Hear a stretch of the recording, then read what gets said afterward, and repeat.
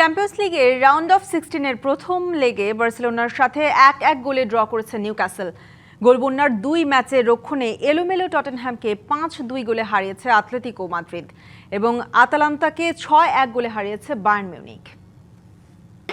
একপেশে match দেখার আশা নিয়ে Saint James পার্কে জড়ো হওয়া বার্সার সমর্থকদের কিছুটা হতাশই করেছে ইয়ামালরা। ঘরের মাঠে আক্রমণাত্মক ছিল নিউক্যাসল, যদিও গোলের দেখা পেতে অপেক্ষা করতে হয়েছে ম্যাচের 85 মিনিট পর্যন্ত। 86 মিনিটে জ্যাকব মার্ফির ক্রসে দলকে এগিয়ে দেন বার্নস।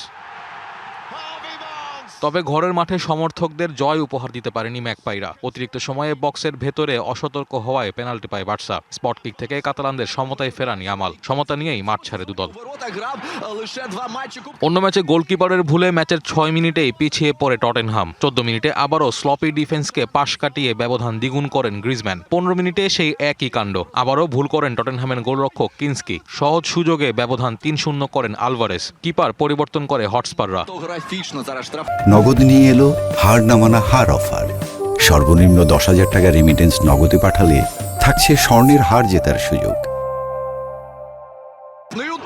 তাতে যদিও থামেনি আতলেতিকোর গোল উৎসব। 22 মিনিটে ব্যবধান 4-0 করেন নরম্যান্ড। 26 মিনিটে টটেনহামের হয়ে ব্যবধান কমান পেদ্রো পোরো। দ্বিতীয় অর্ধে একটি করে গোল পায় দুদলই। 5-2 গোলের হার নিয়ে মাঠ ছাড়ে ক্ষত বিক্ষত টটেনহাম।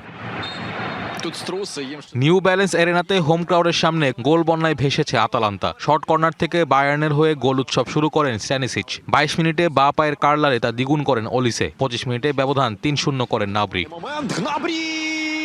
দ্বিতীয় অর্ধে গোল করেন ওলিসে, জ্যাকসন, মুইসিয়ালা। অতিরিক্ত সময়ে পাসালিচের এক গোল শুধুই সান্ত্বনা দিয়েছে আতালান্তাকে। 6-1 গোলের বড় ব্যবধান নিয়েই জার্মানিতে দ্বিতীয় লেগে মাঠে নামবে ইতালির ক্লাবটি।